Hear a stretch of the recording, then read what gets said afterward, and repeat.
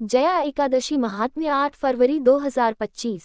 युधिष्ठिर ने भगवान श्री कृष्ण से पूछा, भगवान कृपा करके ये बताइए कि माघ मास के शुक्ल पक्ष में कौन सी एकादशी होती है, उसकी विधि क्या है तथा उसमें किस देवता का पूजन किया जाता है। भगवान श्री कृष्ण बोले, राजेंद्र, माघ मास के शुक्ल पक्ष में जो एकादशी होती है उसका नाम जया है।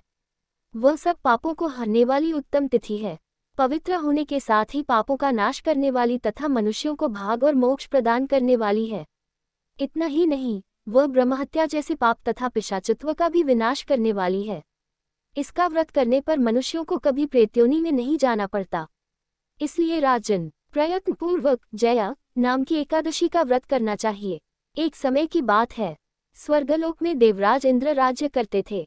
देवगण पारिजात वृक्षों से युक्त नंदनवन में अप्सराओं के साथ विहार कर रहे थे। 50 करोड़ गंधर्वों के नायक देवराज इंद्र ने स्वेच्छानुसार वन में विहार करते हुए बड़े हर्ष के साथ नृत्य का आयोजन किया। गंधर्व उसमें गान कर रहे थे, जिनमें पुष्पदंत, चित्रसेन तथा उसका पुत्र ये 3 प्रधान थे। चित्रसेन की स्त्री का नाम मालिनी था। मालिनी से एक कन्या उत्पन्न हुई थी जो पुष्पवंती के नाम से विख्यात थी। पुष्पदंत गंधर्व का एक पुत्र था जिसको लोग माल्यवान कहते थे। माल्यवान पुष्पवंती के रूप पर अत्यंत मोहित था। ये दोनों भी इंद्र के संतोषार्थ नृत्य करने के लिए आए थे। इन दोनों का गान हो रहा था। इनके साथ अप्सराएं भी थीं। परस्पर अनुराग के कारण ये दोनों मोह के वशीभूत हो गए। चित्त में भ्रांति आ गई, इसलिए वे शुद्ध गान न गा सके।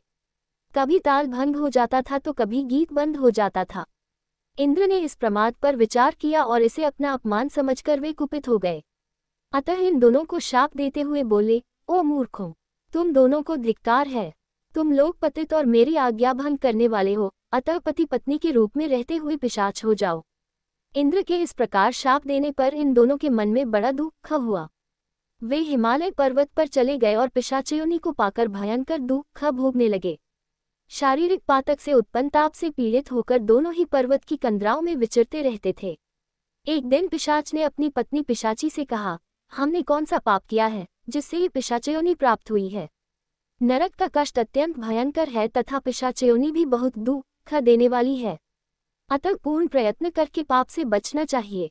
इस प्रकार चिंतामग्न होकर वे दोनों दुख के कारण सूखते जा रहे थे।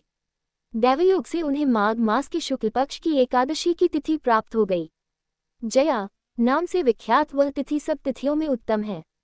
उस दिन उन दोनों ने सब प्रकार के आहार त्याग दिए, जलपान तक नहीं किया, किसी जीव की हिंसा नहीं की, यहाँ तक कि खाने के लिए फल तक नहीं काटा।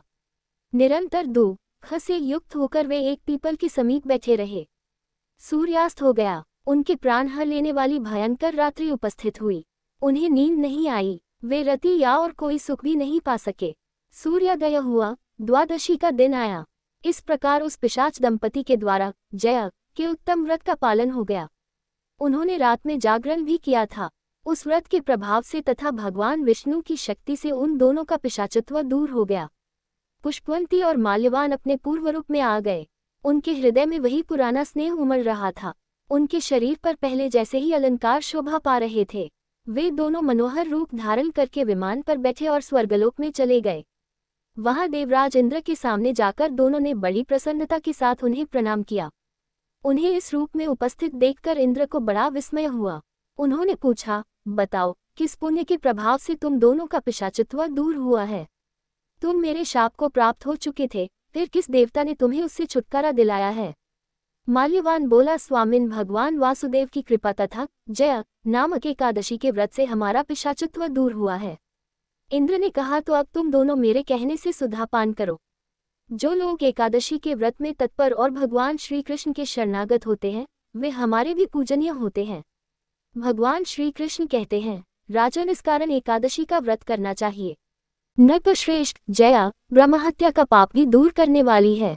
जिसने जया का व्रत किया है उसने सब प्रकार के दान दे दिए और संपूर्ण यज्ञों का अनुष्ठान कर लिया। इस महात्म्य के पढ़ने और सुनने से अग्निष्टोम यज्ञ का फल मिलता है। व्रत खोलने की विधि, द्वादशी को सेवा पूजा की जगह पर बैठकर भुने हुए 7 चनों के 14 टुकड़े करके अपने सिर के पीछे फेंकना चाहिए।